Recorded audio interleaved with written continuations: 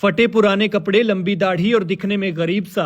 भैया इस आदमी के चेहरे पर मत जाना, क्योंकि ये इंसान की शक्ल में बहुत बड़ा शैतान है। इतना निर्दयी कि 17 साल पहले इसने छोटी सी बात के लिए एक बच्चे को बुरी तरह से मार डाला और मारकर जमीन में दफन कर दिया। फिर पुलिस को चकमा देकर भागा तो जवान था और लौटा तो बुजुर्ग सा हो गया है। लेकिन इसका शैतानी दिमाग देखिए, 17 साल से भेष बदलकर चंडीगढ़ में रहने लगा। दाढ़ी बढ़ाई, सिर पर पगड़ी पहनी और फर्जी आधार कार्ड बनवाकर हिंदू से सिख बन गया। नाम कन्हैया लाल है, लेकिन कंस जैसे काम हैं। दिहाड़ी मजदूरी करने ये यूपी से हिमाचल आया था, लेकिन यहाँ पहले बच्चे को किडनैप किया, फिर परिवार से एक मांग रखी, मांग पूरी नहीं हुई तो पहले बच्चे को बुरी तरह से मार डाला और फिर जमीन में गाड़ दिया। कांड करने के बाद ये शैतान बचने की कोशिश में था, फिर सिखों का हुलिया बनाया और पंजाबी बन गया, लेकिन भूल गया कि किए का फल तो भोगना ही पड़ता है। कभी हिमाचल, कभी पंजाब तो कभी चंडीगढ़। ना जाने इस शैतान ने कितने ठिकाने बदले। फिर कभी हिंदू बना, कभी मुस्लिम और कभी सिख। बचने के लिए ना जाने कितने हुलिये बदले। ये मामला है 2008 का, जब हमीरपुर के नादौन के जसाई गांव में इस सनकी ने एक घर का चिराग बुझा दिया। मुनीस नाम का वो बच्चा तब 15 साल का लड़का था। जिंदा होता तो आज 32 साल का होता, बीवी बच्चों वाला होता और फले फूले परिवार वाला होता।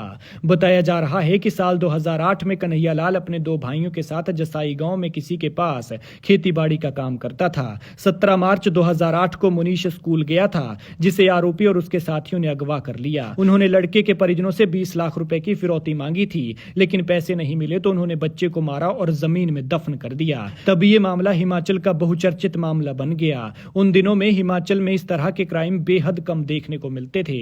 पुलिस ने पड़ताल के दौरान मानखड में आरोपियों के डेरे के पास से मुनीश का शव तिरपाल, घास और झाड़ियों के नीचे से बरामद किया, जिसकी उन्होंने निर्मम हत्या कर दी थी। इसके बाद स्थानीय लोग आक्रोश में आ गए और स्थिति तनावपूर्ण बन गई थी। मामले में बीरू उर्फ वीरपाल, रणजीत उर्फ मोहित और कन्हैया सभी को होशियारपुर से गिरफ्तार किया गया था, लेकिन इस दौरान आरोपी कन्हैया पुलिस गिरफ्त से भाग निकला था। पुलिस ने पहले यूपी में फरार आरोपी की तलाश की, लेकिन वो नहीं मिला।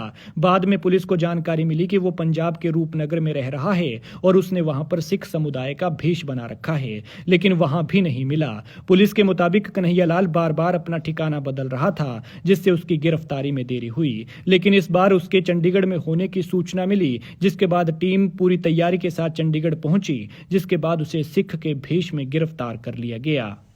तो कन्हैया लाल कितनी उम्र हो गई अभी? है? आज पगड़ी नहीं पहनी?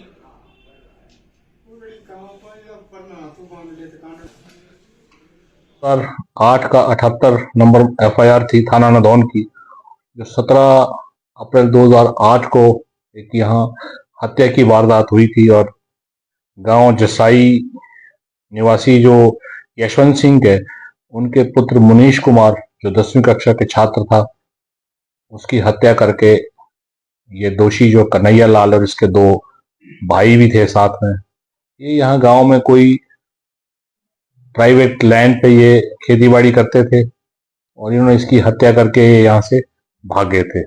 उसके बाद पुलिस ने इनको इस वारदात में इनको पंजाब से गिरफ्तार किया था। उसके बाद ये यहाँ पर ट्रायल चल रहा था। तो ट्रायल के दौरान जो है 2009 में ये कन्हैया लाल यहाँ से ये पेशी पे नहीं आया था, तो यहाँ से भगौड़ा हो गया था। फिर कोर्ट ने इसको PO डिक्लेयर किया था 2009 में। उसके बाद तब से लेके ये लगातार भागा हुआ था और पुलिस भी इसको पकड़ने के प्रयास कर रही थी और इस केस में सेशन कोर्ट से सबको सजा भी हुई थी। तो अभी जो है हमारी PO सेल की जो टीम है, जिसके इंचार्ज इंस्पेक्टर सुनील हैं, तो इन्होंने काफ़ी समय से लगे थे इसको ट्रैक करने में। और अभी मुझे बड़ी खुशी है कि कल इन्होंने 29 तारीख को इसको जो है, पहले ये उत्तर प्रदेश में गए, इसके पैतृक गांव में, वहां भी पता लगा कि वो सारी जो जमीन थी इसने और इसके जो भाई है दूसरे, उन दोनों ने अपने से की सारी बेच के कहीं चले गए थे। फिर ट्रैक करते करते इसके रिश्तेदारों से, पड़ोसियों से और स्थानीय जो प्रधान है उन लोगों से फिर पता चला कि ये कहीं रूपनगर में रह रहा है। फिर वहां भी गए, फिर वहां से फर्दर पता चला कि इसका कोई रिश्तेदार कोई एडमिट है सेक्टर 32 गवर्नमेंट हॉस्पिटल चंडीगढ़ में। फिर ये वहां गए, फिर उन्होंने बहुत ही मेहनत करके जो है इसकी पहचान की, इसको पकड़ा है। इसको कल लेकर के आए थे, कल शाम को इसको थाना नादौन में जो है इसका हौलात में डाला था। आज इसको कोर्ट में पेश किया है।